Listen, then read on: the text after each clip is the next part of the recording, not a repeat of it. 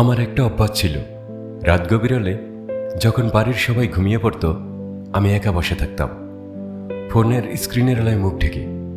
একটাই অপেক্ষা, হয়তো একটা বার্তা আসবে, হয়তো একটা নাম ভেসে উঠবে। কখনো আসতো, কখনো আসতো না, কিন্তু আমি বসে থাকতাম রাতের পর রাত। আর ঠিক সেই সময়টায় আমার উঠে দাঁড়ানোর কথা ছিল, তাহাজ্জুদের সময়। যে সময়টা আল্লাহ সবচেয়ে কাছে থাকেন বলে জানি, সেই সময়টা আমি একটা ফোনের স্ক্রিনের দিকে তাকিয়েছিলাম। এটাই ছিল আমার সবচেয়ে বড় ভুল। এটাই ছিল আমার গল্পের শুরু। ভালোবাসা কিভাবে আসে সেটা কেউ বলতে পারে না। একদিন দেখলাম সেই মানুষটা আমার পৃথিবীর সবচেয়ে গুরুত্বপূর্ণ মানুষ হয়ে গেছে। কখন হলো, কিভাবে হলো জানি না, শুধু জানি সকালে চোখ খুললে সবার আগে তার কথা মনে হয়। দিনের মাঝে কিছু ভালো হলে মনে হয় ওকে বলতে হবে, কোনো কষ্ট হলে মনে হয় ও থাকলে ভালো হতো। আস্তে আস্তে সে আমার স্বভাব হয়ে গেল, আর আমিও বুঝতে পারিনি এই সব শব্দটা কতটা বিপজ্জনক।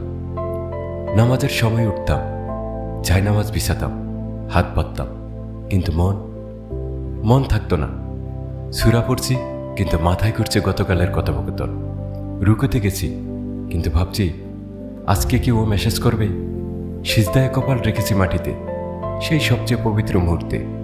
মনের ভেতরে শুধু একটা মুখ, তার মুখ। আমি আল্লাহর সামনে ছিলাম, কিন্তু আমি সেখানে ছিলাম না। শরীরটা জায়নামাজে, হৃদয়টা অন্য কোথাও। তসবিহ হাতে নিতাম, দানাগুলো ঘুরত, কিন্তু জিকির হতো না। প্রতিটা দানায় মনে পড়ত তার হাসি, তার কণ্ঠ, তার সাথে কাটানো সেই বিকেলগুলো, সেই মুহূর্তগুলো যেগুলো এখনো বুকের ভেতর উষ্ণ হয়ে আছে। আল্লাহর নাম মুখে, তার স্মৃতি হৃদয়ে। একটা সময় মানুষ এটাকে বলতো শিরক।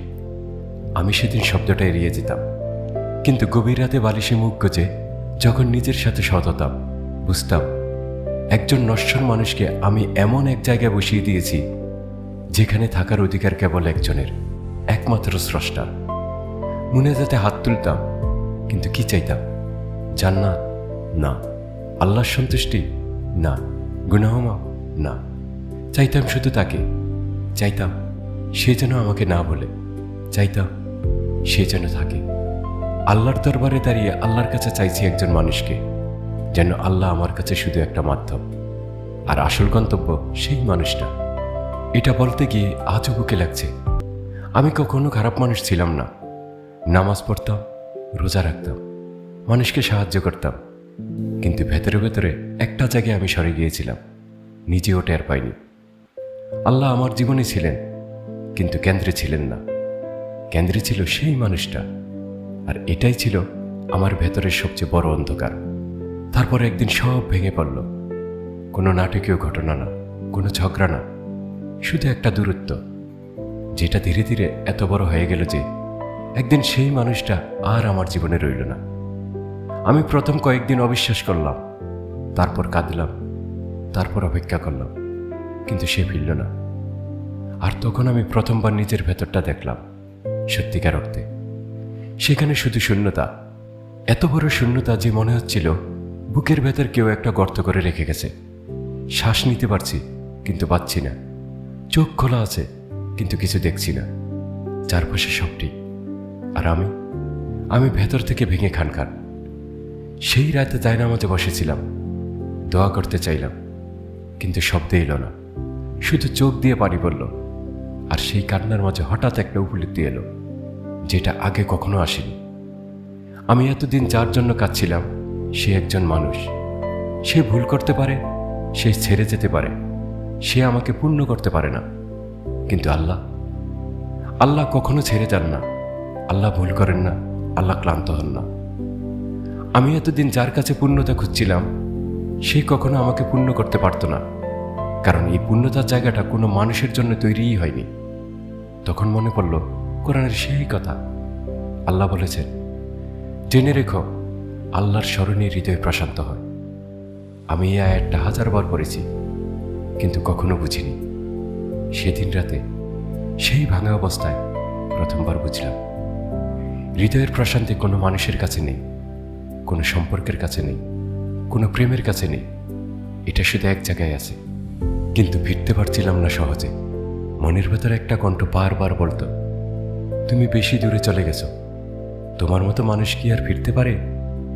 তুমি ইবাদতে মন দিতে পারোনি, সিজদায় অন্যের কথা ভেবেছ, মোনাজাতে আল্লাহর বদলে মানুষ চেয়েছ, তুমি কি এখন ফিরে গেলেই সব ঠিক হবে? এই প্রশ্নটা আমাকে অনেকদিন আটকে রেখেছিল। পাপের বোঝা এত ভারী মনে হতো যে দরজায় দাঁড়ানোর সাহসটুকুও ছিল না। তারপর একদিন বললাম, আল্লাহ বলেছেন, হে আমার বান্দারা, যারা নিজেদের উপর অত্যাচার করেছ, আল্লাহর রহমত থেকে নিরাশ হল না, নিশ্চয়ই আল্লাহ সমস্ত গুনাহ মাফ করেন। আমি এই আয়াতটা পরে অনেকক্ষণ চুপ করে বসেছিলাম। নিজেদের উপর অত্যাচার করেছ, এটাই তো আমি করেছিলাম নিজের অজান্তে। আল্লাহকে সরিয়ে একজন মানুষকে কেন্দ্রে বসিয়ে আমি নিজেই নিজের সবচেয়ে বড় ক্ষতি করেছিলাম। কিন্তু আল্লাহ বলেছেন, নিরাশ হয় না। সেই রাত থেকে আমি চেষ্টা শুরু করলাম, ধীরে, খুব ধীরে। প্রথম রাতে নামাজে মন বসেনি, দ্বিতীয় রাতেও না, তৃতীয় রাতে একটু বসেছিল। আস্তে আস্তে সিজদাগুলো বদলে যেতে লাগলো। আগে সিজদায় গেলে মন চলে যেত অন্যদিকে, এখন মাঝে মাঝে, শুধু মাঝে মাঝে বুকের ভেতর একটা শান্তি আসে, এক ধরনের ভারমুক্তি। সেই অনুভূতিটা ভাষায় বলার মতো না। শুধু এটুকু বলতে পারি যে প্রশান্তি আমি একজন মানুষের কাছে বছরের পর বছর খুঁজেছি, এক রাতের সিজদা হতে তার একটুখানি পেয়েছি। আজ তোমাকে একটাই কথা বলতে চাই, যদি তুমিও এই জায়গায় থাকো, যদি কারো কথা ভাবতে ভাবতে ইবাদত করছো, যদি বিচ্ছেদের ব্যথায় ডুবে আছো, যদি মনে হচ্ছে আল্লাহর থেকে অনেক দূরে চলে এসেছ, তাহলে জানো, তুমি যতটা ভাবছো ততটা দূরে নাও। আল্লাহর দরজা সেই মানুষের মতো না যে একদিন পিঠ ফিরিয়ে চলে গেছে। এই দরজায় কোনো রাত নেই, কোনো বন্ধ নেই, কোনো এখন আসো না নেই। শুধু একটু সাহস করে বলতে হবে, আমি এসেছি, ভাঙা হয়ে এসেছি, ভুল করে এসেছি, কিন্তু এসেছি। সৃষ্টি তোমাকে ধরে রাখতে পারবে না, মানুষ তোমার পরিপূর্ণতা হতে পারবে না। যে হৃদয় স্রষ্টার জন্য তৈরি, সেই হৃদয় কোনো মানুষের কাছে পরিতৃপ্ত হয় না। এটাই আমার গল্পের শিক্ষা। এটা জীবনের সেই নীরব সত্য যেটা আমরা অনেক দেরিতে বুঝি, কিন্তু দেরিতে বোঝাও না বোঝার চেয়ে অনেক ভালো।